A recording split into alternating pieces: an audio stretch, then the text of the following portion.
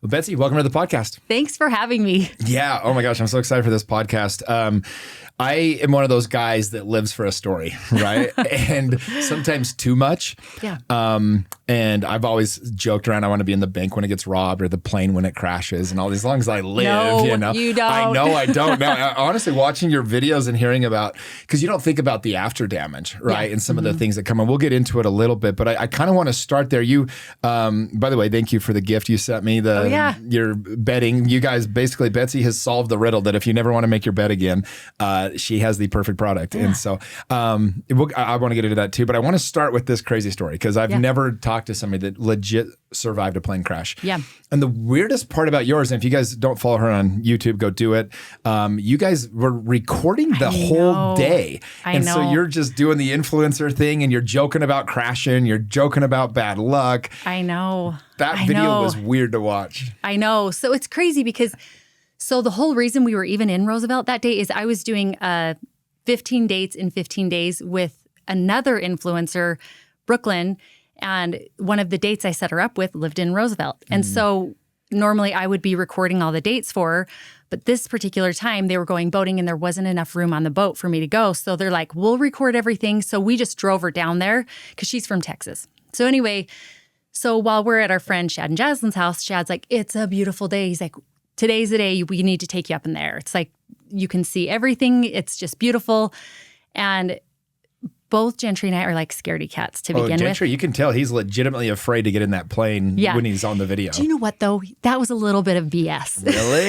It seemed like he was afraid a little. Well, there was like that definite, everyone's like, oh, the foreshadowing. And I'm like, no, we were joking around. Like, we're scaredy cats. Like, I'm scared to look over a railing, like scared of heights. And you're playing it up for the camera. Well, you're making it we're interesting joking. to watch. The crazy thing is, though, is I even did a story on Instagram and I'm like, okay, who thinks I should go fly on this small plane? And everyone votes, like 75% of the people voted yes. And I remember people afterwards, they're like, I voted yes. And I've felt so much guilt since then. I'm like, you guys, we were going to go anyway. Yeah. Like, it was just for fun. But I even said, I'm like, 75% of you don't care about my life. Well, there's one thing that you said on it that haunted me a little bit because I've actually said the exact thing many a times. Yeah. Actually, that Gentry, your husband, was saying. And he basically said, this is why you do these kinds of things, guys. You got to feel alive. You only live once or something along those lines. But he's like, this is why we do these things, you know? Yeah. And I say that all the time. I'm like, yeah, you only, look, he even said, if these are my last words. I know. Oh my gosh. So take us through that day and really, if you can, just tell the whole story. I'd love to hear from your perspective, just the whole thing. Yeah. So it was a beautiful day. We were nervous to go, but like I remember calling my daughter and I'm like, should we go? She's like, Mom, you guys are such wimps. You like need to do something fun for once. So we're like, okay. But the crazy thing is my sister had DM'd me. No, she sent me a text and she's like, Betsy, I don't know if you should go. And I'm like, well, we're already on the plane. She's like, okay, promise not to go again then. I'm like, okay. And then I sent my daughter all of our passwords, Really? Yeah. And she's like, Mom, you're going to be fine. Don't send me these things. So anyway, we had a guy, we ran with the Bulls last year. I took 70 guys to go do it in Spain.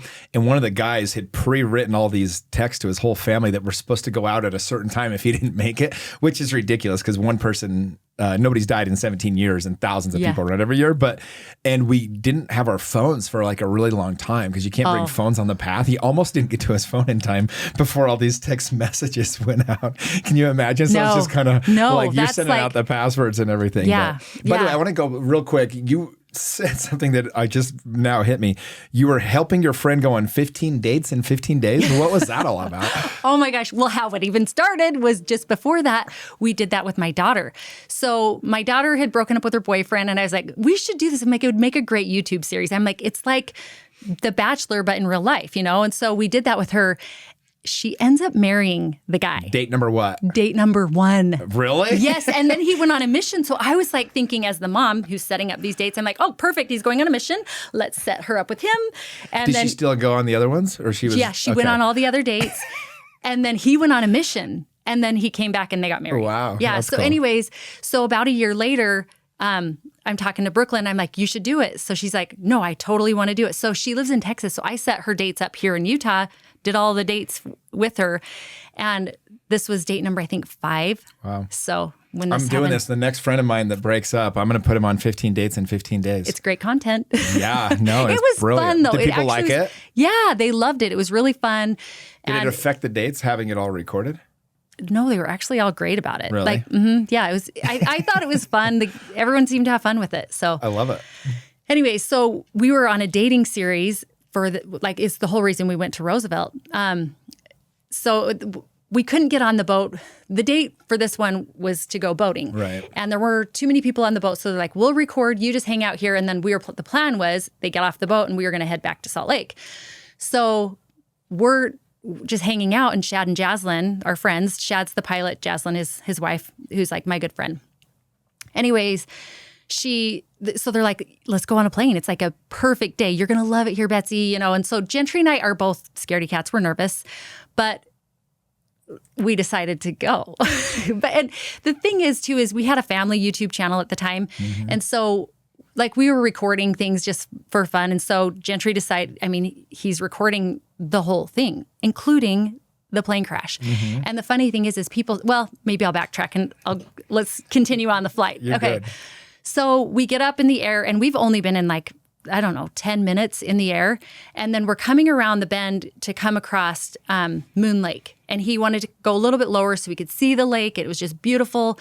And as we're coming around the corner, Shad's like, hold up, I've lost power. And you can hear in the audio of the video, you can hear Jaslyn. So the seating arrangement went Shad, Gentry, me and Jaslyn, and then my twin boys in back, Brock and Boston. So normally Jaslyn is always up. She's never they've had 3 different planes. She's never not sat in that co-pilot seat. But for some reason, Gentry sat up there. Shad really wanted Gentry up there with him. So anyways. You even joke on the video, you're like, yeah, I'm going to set up here in case Shad needs passes help. out and needs help. Yeah, landing this thing. Yeah. Yeah. So anyways. So, by the way, it was so crazy to watch because you guys filmed everything leading up to it. And I'm grateful you did, because who gets to record I know. And the funny thing is Gentry did that while he was literally in bed. Like he just felt like this urgency to still edit the video. Sure.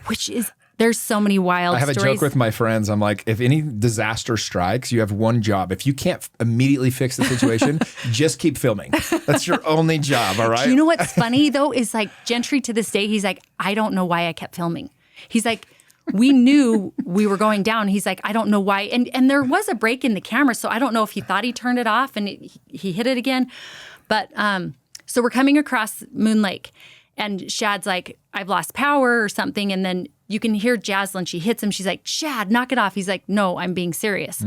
So they're according to the video, we have, I want to say 12 seconds or something. It was hardly any time, but a million thoughts can go through your mind at that point.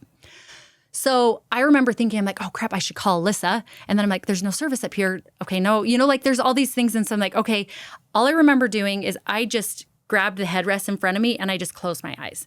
And my son immediately started saying a prayer. Jaslyn started saying a prayer. And I was just trying to go calm. I'm a screamer. I would, if you say boo, I scream.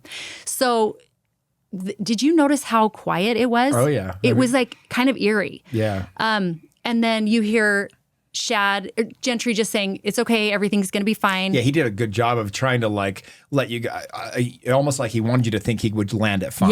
Yeah. Did he know that it was not going to be fine? So you can hear him going through the little check, checking this. And he had just done, gosh, I can't even remember the training, but basically crash training. Okay. 3 weeks before that. Wow. So anyways, you can hear both, and then you can hear Shad saying it's going to be hard or something, and then the impact. And at that time, I think we were all knocked out. And when I came to, I remember, I'm like, how do I get out of here? I couldn't, your brain just isn't working at all. Of course. And then Jaslyn's like, can't you just get out that door? Because the door because I was trying to get over to Gentry because I couldn't see Gentry at this point. And she's like, can't you get out? And so I crawled out because Shad couldn't move. He already knew that he was paralyzed. It's like, I can't move. So anyway, so I go running around, and I'm just screaming at this point. And Gentry's upside down and unconscious and not breathing. And so when I went to grab him, and there's so many weird things go through your mind at the time. I haven't retold this story for so long. So this is like, No, you I don't love all the realize how details things of it. come up. Yeah, sure. So anyways, I just remember the Nutty Putty Cave movie. And my son was in this movie. And so I heard about it, and the guy was upside down, and he that's why he passed Yeah, away. I'm Like terrified of caving. I will never after anyway, that. so I just knew Gentry was upside down. My brain didn't think of back injuries. My brain didn't think of any of those things. All I knew is that I needed to get him breathing. So I'm screaming for help. But the other weird thing is I had a neck injury, and so which makes it so you have no strength in your arms. Like I don't know what. Anyways, so I'm trying to hold him to lift him up, and then this guy Josh, who happened to be a camper, he came up, and I'm like, I need you to help me hold him, and I'm just screaming at him to breathe. I'm like, Gentry, breathe, breathe. Like there's just blood everywhere. And anyways, my son Brock had gotten out. Oh, actually, before this, they're like, should we call 911? I'm like, yes. And they're like, the phone's not working. So Gentry's phone that he had been recording with had flown back, and my son Brock caught it. And Brock tried calling 911. There's no service. So I'm holding Gentry. This guy, Josh, came up, and he was helping me hold Gentry. And then Brock is just like trying to get the door open, because the door opened on impact, and then Gentry kind of fell out. Okay. But his legs were trapped underneath the engine. So anyways, Brock just sees Gentry, and all these campers came over to help, and they can see what's happening. And so they're just trying to pull Brock and Boston away from me and Gentry. And so Brock just takes off his shirt, and he's like, this is for Dad. Like, it makes me cry to this day. Yeah, I bet. Because he was just so worried about him. Anyways, they kept the boys away. People came out from like... It was pretty lucky to have those people there, wasn't it? Unbelievable, because we landed like... So one of the things Shad said when he landed is he said he was going to land on the beach, and then a voice like clear as day said, if you land on the beach, you'll flip and kill the boys. Wow. So he landed just above that in the brush, and it's it's August 7th, heat of the day, and dry brush everywhere. So underneath Gentry is fuel just leaking, pooling everywhere, And so this EMT, his name's Andy, he was actually late checking out, and he happened to look at the lake one last time. And as he looks at the lake, our silent plane is too low and silent going by. And he's like, this is not good.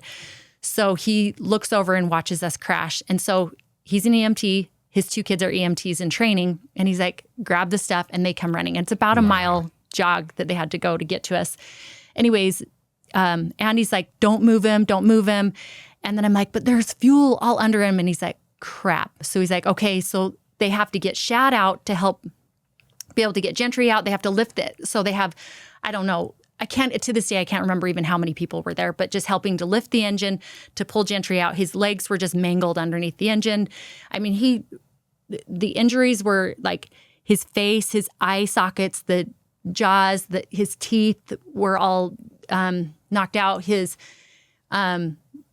had a C1, T12, L5 fracture. His tibia, fibula, his femur twice. All broken? All broken. Oh my gosh. And so he's bleeding internally too. So that was like another thing that I didn't realize what was going on, but Andy's watching all these things. So we were getting Gentry out, trying to stabilize him, but his heart rate's going up, his blood pressure's dropping, which I guess means you're bleeding internally. And so another crazy thing is there are, they called 911. There was a lodge there. So the campers went and called 911. The life flight took about an hour to get there. There were 3 ambulances doing a training 15 minutes away. Oh, come on. Like unheard of. So the paramedics were there, and I guess because they were doing a training, I don't know if they didn't know how to do the IV or they just didn't want to do the IV. So Andy, this camper, does the IV that's like life-saving IV on Gentry. Like that's what got him to even be life flighted away. So anyways, no, it's like I'm telling all these pieces of the story. Here, let me interject a little bit. So at that point, what about the other people on the plane? So you got your kid and you, and then Shad's wife. Yeah. So immediately I knew Shad's wife, Jaslyn, her arm was broken. It was just like kind of curled up. She was going into shock. And I remember Boston was with her. My one twin was with her. Brock came with me. And then whoever came to help, they kind of scooted the boys away, and then Shadway and Jaslyn. So we were all kind of like separate. Did the boys have any injuries? So Boston broke his hip, but Brock just had bruises. Wow. Yeah. So that just was basically because of where you were positioned with the way the plane. Yeah. You guys had just cleared a lake. Would have you been better off landing in the lake, or would have that been death if you landed in the lake? Yeah. That like we wouldn't have lived, you know? Like Gotcha. I just think that like 12 seconds sooner, no one could have gotten to us. Right. It's just wild that we're like literally right in front of this By the way, campground. people don't survive these small plane crashes. They happen all the time. There were 7 that month. That month? Yeah. Like in the U.S. or what? No, in Utah. 7 small plane crashes? Yes, and we All were right, the I've been only in my survivors. last small plane. I know. It was crazy because actually one of my good friends, her husband had just died like 2 weeks before that. And I remember her texting me. She heard about it. And like, I want to say it was like the next day. And there was like also this like sad guilt. Like, I'm so grateful that we're Like alive. survivor's guilt? Yeah. Yeah, for sure. And so, yeah. No, you're good. And so when you guys, so you're at that point, you don't know if your husband's going to make it. And how are you feeling? Are you confident he's going to? Did he come to by then? Is he alert at all? This is another, I don't say a lot of these stories, so it's so random, like when I tell different things, but this guy gave Gentry a blessing. And in the blessing, he said he would make a full recovery. And I was actually angry, which is so weird because I'm just like, don't give me false hope. And I just remember being like, you don't understand these injuries. You just showed up to give a blessing and you don't know what's going on. And it's funny because like I was so scared maybe. I don't know. Like we didn't know what was going to happen. I honestly, watching Gentry there, I'm like, I don't know if he's going to make it. And I remember just like sobbing because he was life flighted to Utah Valley. And then we were ambulanced to the Roosevelt Hospital. So like we weren't even with him. And then like that night I couldn't even they weren't calling me. They were calling my daughter to get approvals for surgery or whatever. So when did you discover that your husband was going to make it? I felt like it was just like touch and go for like a few days probably. And then after I knew he was going to make it, then we didn't know what the long term of that was. And so we're now 4 years tomorrow is the anniversary of the wreck. Yeah. So how is everybody doing 4 years later? Where's everybody at with it? So I would say the first year was like, your brain is just involved in like getting everybody better, like these physical injuries, you know? So it was just like, okay, the next thing is he gets to put on weight on the other leg. And then we get to rehab and take him to NeuroWorks and do treadmill training or the underwater treadmill. And so he can practice walking. And then they have these gadgets to help him walk to hold his body up. And then eventually he can walk with a walker. Like there were all these like progressions that he could make physically that was like, that kept us going, you know? And so the mental, which is so weird, I don't feel like it hit till like almost last year. Is that wild? So it's first you're like, there's a physical recovery. And then once you're like feeling physically recovered is when I feel like the mental load hits. Yeah. So there has been like a ton of therapy that we've done.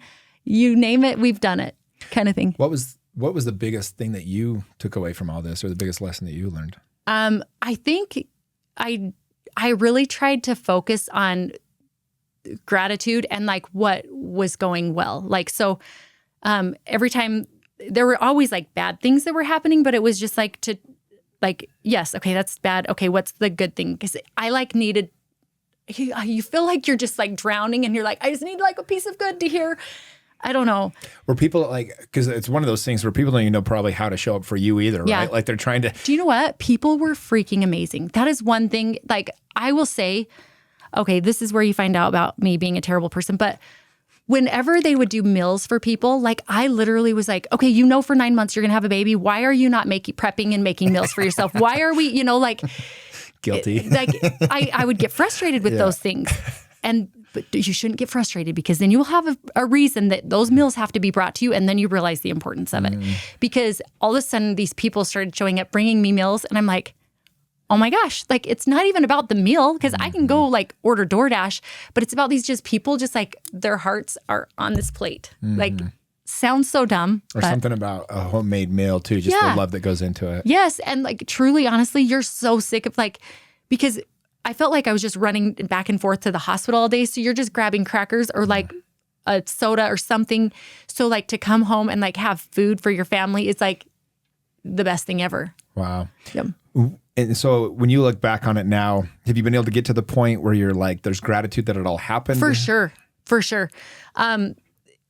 And several times, like even in the beginning, we were just like so grateful that like You're alive. that we're alive, you know? But the people that we've met, like even, this sounds so dumb, but we moved to Tennessee in 2021, literally almost on our year anniversary. And we both felt like this pull to move to Tennessee, but also we dared to do it. Like we were scaredy cats. We literally lived in the same 3-mile radius for our whole lives. Like we even like built different houses within like 5 houses of each other. Like we loved our comfort zone. So then when we took this leap to Tennessee, it was almost like we've already like experienced the worst. Like, so what, you know? Yeah. So there's like been so many cool things, but it also brought my family really close. So like when people come and hang out with my kids, like specifically, like my daughter, unfortunately, she was already moved out at the time. So it was nice to have her come back and visit. But like my boys, they drove me in Gentry because I couldn't see for like 6 weeks. My vision was so blurry, so I couldn't drive. Neither could he. So my boys they didn't go back to school. They did homeschool or online school. And they would drive us to the doctor's appointment, sit out in the car for like 2 and 3 hours while we went in, and then they would drive us home. Like they became like, we became really close. And like that would have never happened had the plane crash not happened. And like even dumb little things. And I tell this story all the time, but it was like, I remember looking and Brock's like cleaning up and I'm like, Brock, thank you so much for cleaning up. Like you really noticed like when I need your help. He's like, Mom,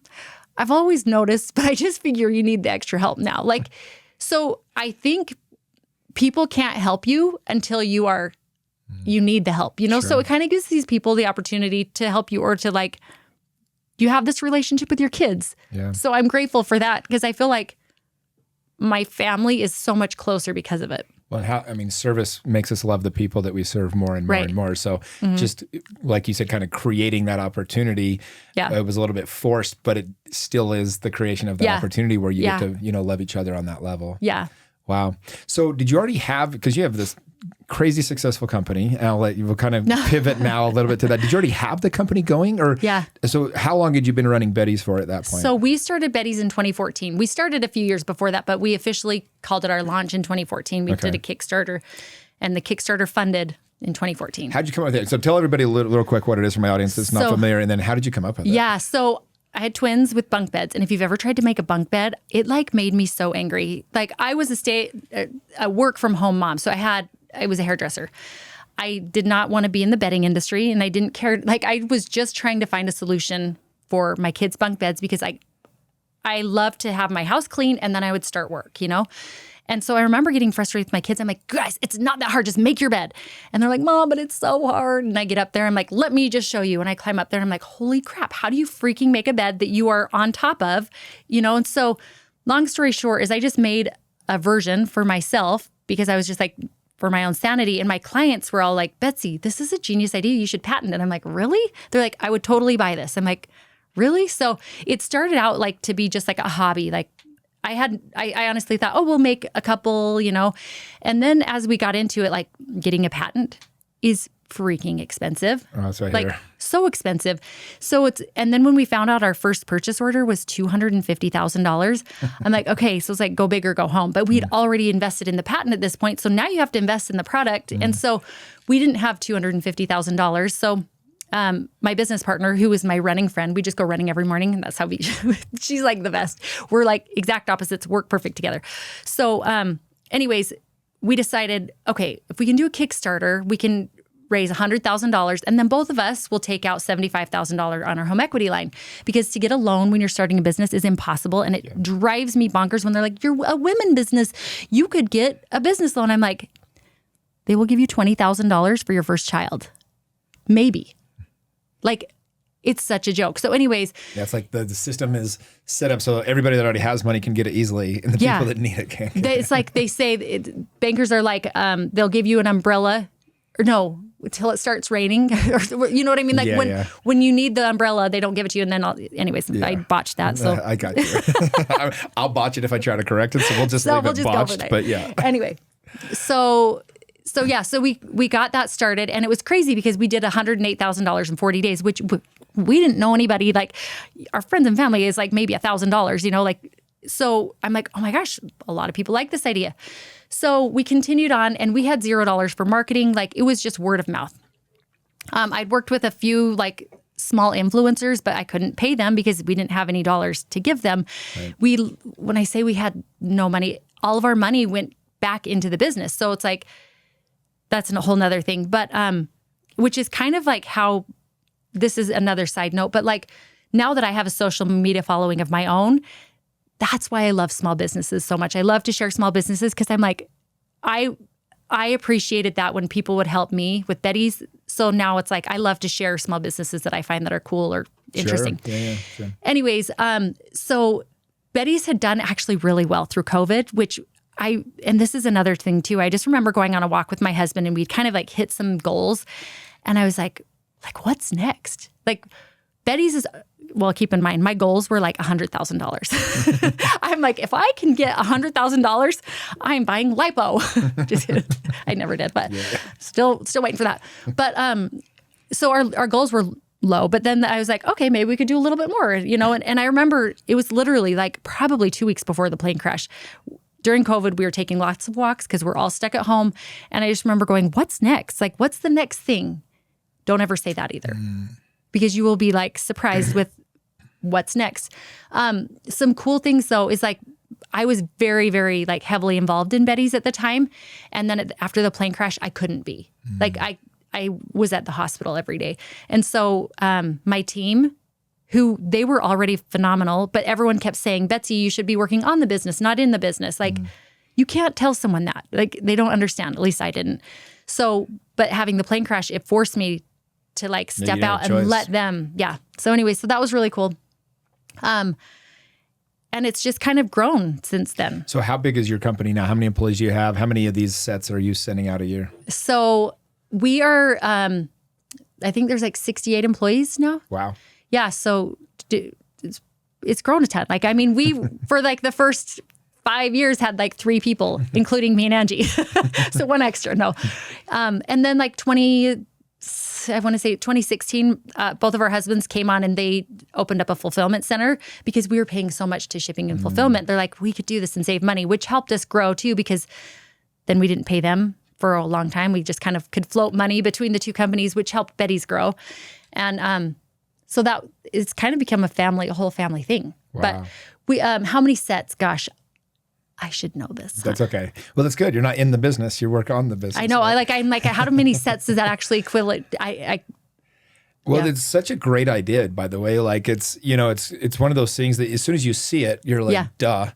But until you see it, nobody would ever think of it. Yeah, it is a little bit. I had to watch a few different videos to kind of like, okay, I see what, and then, I'm excited to try mine that you gave me. So yeah, they're awesome. Do you have an RV or anything? No, I do not have an RV. Well, I was going to say, if you have an RV, you'd especially love it. Because like anytime there's a tight space involved, I have it just like on my king size bed too. But like, I feel like when you have a terrible bed to make, you extra appreciate it. I do have bunk beds, so I'll have to. Oh, you do? Yeah. I should have sent you one for the bunk beds. That's okay. That's where you really need it. Because I can't tell you how many times I've made that top bunk, but probably never. Yeah. I just like, if I ever have friends crashing at my house, I want to have extra space, so I bought a bunk bed in my guest room, and so it's just got 2 beds. And so. Yeah. But it's like, you literally have like 2 feet between the ceiling it like and the makes bed, you angry, huh? Well, so I just don't do it. Here's a blanket. Yeah. Yeah. Well, so what have you learned? I mean, growing your business that rapidly, what are a couple of the lessons you've taken away from just, again, once you started working on the business as opposed to being in it? I remember, well, the thing is, product businesses are really hard because it's like, when people say they make millions, I'm like, they're millionaires, right? But when we make millions, we're just investing millions back into the business. Course, yeah. And I'm like, I remember asking my accountant, and I think we'd made like $7 million at this point. And I was like, when do we start making money? Like, at what point does we get to bring home a paycheck? And he's like, probably about 20 million. I'm like, are you kidding me? Yeah. $20 million so you can bring home a decent paycheck? So it's like I did hair for several years, full time, along with Beddy's, because it's my hair would pay for me to work at Beddy's. Sure. You don't realize that. There's just you learn to be really scrappy, and you also learn I just feel how important other small businesses at your same size are. I feel like we would get together with several other women-owned businesses and go to lunch, and we would just all talk about, okay, what are you guys doing for emails? What are you guys doing for social? What do you know? The masterminding. Oh, it's awesome. Yeah, when I started, we're in my headquarters right now, but this is my coaching group that I started, and I started about 3 years ago. But it was funny because there was a group of 5 of us, and everybody kind of did something better than the others, right? Yeah. And we all mastermind together and helped each other learn. And I was like, oh, that's how you throw an event. Oh, that's how you run a coaching group. Oh, that's how you get speaking gigs. That's how you build a podcast. All these different things. Yeah. And we all were just helping each other. Yeah. And it's funny because with my program, the last 2.5 years that we've been running it, we didn't really emphasize business much because it's not a business networking kind of thing. Yeah. It's more about personal growth. But I realized there was this miss where I was like, wait, we can all be helping each other grow each other's businesses too. And so tomorrow is actually our first one, but we did a business networking night. And the whole point is everybody that's in the program that wants to, either virtual or in person, depends on where they're at. Yeah. They can come and you unapologetically get to talk about your business, talk about what's a good referral for you, what kind of clients or customers you're looking for, and then offer whatever, connections you have to the people that are in your little group. And so I just thought, we need to be doing more to really emphasize. Oh my gosh. And Utah is the best place. It is. There is literally no place like Utah for starting a business. The people want to support a small business here. The other small businesses want to help each other. I say it all the time. Utah is just where the businesses are made. It is. Well, I was interviewing Jeremy Andrus a couple of years ago who founded Traeger. Yes. And he was telling me that when COVID hit and everything, Utah, all the top business leaders got together, 100 of them, and had this cool meeting where they talked about how to help each other, support each other. And people from other states would hear about it. They're like, I don't understand. You guys are all getting together to help each other. Outside of Utah, that would never happen. Because I swear, anywhere else you go, it's I'm not giving you that. I'm not helping you with that. We're here. It's oh my gosh, you got to call my email guy. Okay, you got to call my Facebook guy. That's how we are here. And it's that's why everyone's successful. And I feel like that's another thing I've realized in business is to kind of have that abundance mindset where the more I help people, it comes back. So I'm not worried about if so-and-so uses my person for this, Well, I tell people with that abundance mindset, it's one of the things I actually was talking about on my call today. We were talking about helping people find their purpose for life. There's these 13 steps, and one of them is to make sure you have an abundance mindset. Yeah. And the whole reason why is and I tell people, look, you can tell if you have an abundance mindset when you see people having success, when you see people's business growing. True. Are you truly happy for them? Or do you feel like it's somehow, take away from that, somehow try to make them wrong or try to shit on what they're doing or you whatever literally else. said something in one of your podcasts we were listening to on the way to the airport and about you can either tear down all the buildings around you or you can or you just build the tallest building. and I'm I remember hitting my husband. I'm like, oh my gosh, that's exactly how I believe. Why waste your time? There have been knockoffs. And of course, when you have a patent, you want to protect your patent. But don't look back at them. Yeah. All you're going to do is slow your progress. The second you turn around, you slow down. Well, it's anything in life. Anytime you're starting to look at other people, you've given away a little bit of your own power, right? You control you. Yep. And you can try to make everyone else wrong. Good luck, but you're not. I've never met a happy person doing that. Yeah. And so ultimately, since the Olympics are going right now, I just put out in my blog this week, in my newsletter, the picture, if you remember it from the 2016 Olympics, Michael Phelps is going for the gold, and his big competitor, his number one rival, and a lot of people favored him to win the race neck and neck down the stretch. And there's a picture that went viral of the competitors looking at Michael Phelps, and Michael Phelps is looking at the finish line. And the whole point is winners focus on winning, losers focus on the winners, Yeah. And you don't have time to start looking at all these other things. No. You don't have time to go tear other people down. You're building something. And that's the thing is I even tell people when it comes to social media, if you want to enjoy social media, be a creator of it instead not of a consumer. Yes. I say that to my kids. Scrolling all day. That's literally how my kids had a following too, is I'm I don't care if you want to be a creator, but don't be a consumer. Because it's you can't get caught up in it. No. When you guys made the video, because again, you guys, if you haven't seen this, YouTube it. It's the coolest video ever. Like the fact that you guys are sitting there making this video and joking about crashing and everything else. Oh my gosh. Had you already had a big following on YouTube, or did that really catapult your following? We had already, we had a pretty good following on YouTube. Gotcha. My personal Instagram grew, I feel like, quite a bit. I remember I want to say I hit like 200,000 followers on there. Like I was at 100 or something. And I remember I hit to 200 and I was like, this is so terrible, because it's like, you should be so excited. But I just remember being like, I wish I was happy like about this, but it was just like such a sad time that I don't know. I got in a really bad wreck 4 years ago during COVID too, May of 2020. And a guy had fallen asleep, got drunk on the freeway and parked his car in the middle lane in the middle of the night. We hit him. The car in front of me swerved at the last second. I hit him. I didn't see him until I hit him. And it was just going 75 miles an hour, 80 miles an hour. And same kind of like what you said, like you're so disoriented. All I remember is the smell of the metal and all the airbags went off, and somehow we both escaped, like lived. I remember there's that moment, you're like, oh, I'm dead. Like, I don't know if you remember your last thoughts, but right before the plane hit, I'm guessing you were like, oh, this is it. But I remember thinking, and then all of a sudden I was like, wait, I'm not dead. And then it's like, but you almost are still like wondering where you're at. Like, because it was like so smoky and dusty that I was just like, Yeah, I remember just being like, wait, what the hell? What did I just hit? I didn't even know what I hit. I was just like, this is crazy. And, but it was also, I remember thinking like, oh, you're in the middle of the freeway, get out, because another car could come and get you. That's what my first thought was. And so I hurried and we left. And anyway, but to this day, if I'm in a car, I have to be the driver.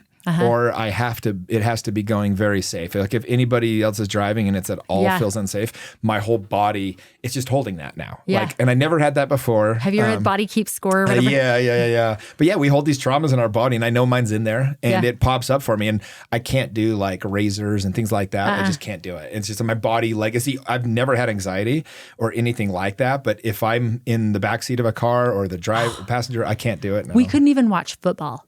Like really? Because like watching people hit, I don't know if it's like I broke 7 ribs, and so I just remember seeing people hit, and I'm like, I can't watch that. Like Yellowstone, I couldn't watch Yellowstone. I couldn't. There were like, I had to keep everything very light, and my husband's the same way. Like now we can watch football or whatever, but there are still some things, and like if my kids say I'm like, I can't have you. Like it just makes you ill. So what if now we're 4 years beyond it or whatever else. And so as you look back now, like, are you, again, in hindsight, is there anything that you've been able to teach people from this? Like, I guess, what are the lessons that you teach now or like tell people that, because obviously we've talked about the blessings that came out of it and the things you're grateful for, but what are the lessons that you teach from going through something so crazy? I always tell people, I'm like, look, when you are going through something hard, look at the people like that show up for you, and like just to have the gratitude in that. And I'm like, then you remember how to be for them, like or for other people. And I also think when you can't connect with someone, if you'd gone through this really hard thing, I would say, oh my gosh, I'm so sorry. That sucks, But like when you've gone through it, you can be like, I know, like I get it. And you can there's like a different level of communication. That sounds so weird. No, you can only have empathy for things that you've experienced. Truly. This was one of the best quotes. So Dell Hull, who is the owner of NeuroWorks, he's a quadriplegic, had that accident. I told you, I kind of talked about him before this, but he was on a podcast, and it was a 12-year-old kid that was interviewing him, and he's like, okay, Dell, if you could hit a button and it would reverse everything and you could walk normal, be back to like the way you were before, would you push it? And he's like, would I forget everything that I've learned? And he's like, well, of course, you'd go back to, and then he said no. And that like stuck with me then, and it sticks with me even more now, because the lessons you learn and the like growth only comes through like hard times, right? Like we don't grow when things are going smooth. And I feel the same. And like me and my kids, we all say the same thing, like, I wouldn't wish it upon my like worst enemy, but I am so grateful for it because of like what we learned. Well, it's such a beautiful mindset, because I always, talk about that. It's a frivolous game to play the what if game, because it doesn't matter. And it's like when you can accept, a buddy of mine told me this during COVID. It was right after my wreck, actually. And he said, Jimmy, true peace comes when you accept everything as it is and you don't wish it was any different. Yeah. I was like, oh, geez. Because I was over here just kicking and screaming about all the COVID BS and everything else. And I was like, wow, what are the gifts that come out of this? And the truth is I can look back now just a couple of years later, and I'm so grateful that COVID happened, because even though there's a lot of negative things that came out of it, like it gave me so much direction of what my purpose was going to be and how I could affect people and help people the most and show up the best way, and really got me to slow down. I was, never going to pump the brakes, and the whole universe had to slow down for me to finally take my foot off the gas. And so all these gifts that came out of it, and it wasn't until I surrendered to that or really accepted that I started to receive those gifts. Yeah, it's crazy. Like the way my life is now and the way my life was before was like, I cared about, I still love shopping. I still love all those things. Don't get me wrong. Don't get me wrong. But you know what? You almost died. You should buy whatever you want, But I don't care as much as I thought. Like fashion, that will always be fun for me.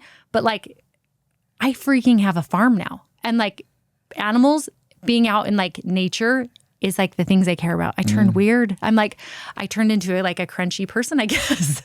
As you get older, though, that's what you desire, is that peace. Like I've never understood the quiet until the last few years, like old people sitting on their porch swing, looking over the trees. I'm like, oh, it's literally, I get it. I know. It's true. It's true. But I also think it's like you realize like every day is truly a gift. Yeah. And so that's what I do. I just like start every day with like, oh my gosh, I'm so grateful. And I have started like I do like a gratitude writing in the mornings, and that came from the struggle of, where we were mentally, and then you learn these things to get out of it, and then it makes your life better.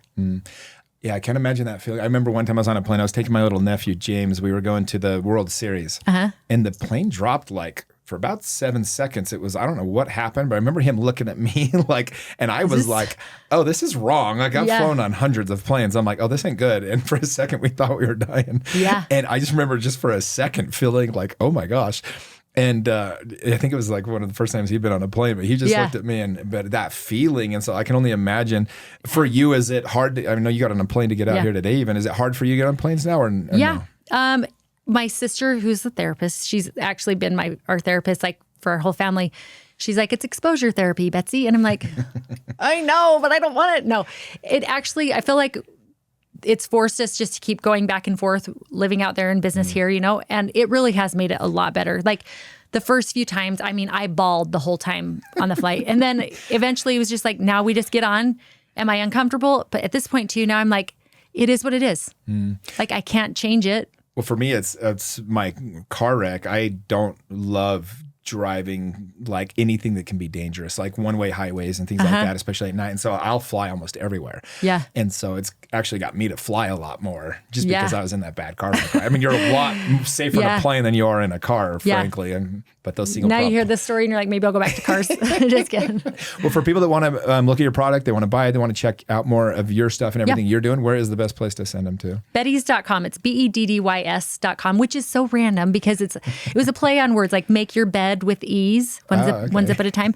But then my name is Betsy, so everyone thinks they either call me Beddy or they call it Betsy's, but Beddys.com. Before you got here, I was like, Betsy, Betty's, Betsy. I know. And my business partner, me, my husband, like no one in our family brought that to our awareness nobody saw that blind spot. Like my banker's like, Beddy? And I was like, no, it's Betsy. Have you ever seen that episode of The Office where they named the baby Astrid? And it's no, how have I missed that one? It's Jan's baby, and Michael is kind of like pretending he's the father, even though he's not. And they say the name, and they're all kind of like looking at each other, like, who wants to tell her? That's hilarious. Anyway. No, how have I missed that? I feel like I've watched all the episodes. Yeah. But. Well, I appreciate you. Thank you for sharing your story. I know it's probably like you've told the story a billion times, but it's kind of fun to have the best story in the room. I don't know if it's the best story. That's a pretty good story. I lucky to be here. I interviewed the other day the guy that killed Osama bin Laden. I'm like, you might have the best bar story of all time. Actually, yeah. That might be the only one I know that maybe would trump your plane crash. But I don't know. Surviving a plane crash is up there. So anyways, thank you so much, Betsy. Hey, thank you.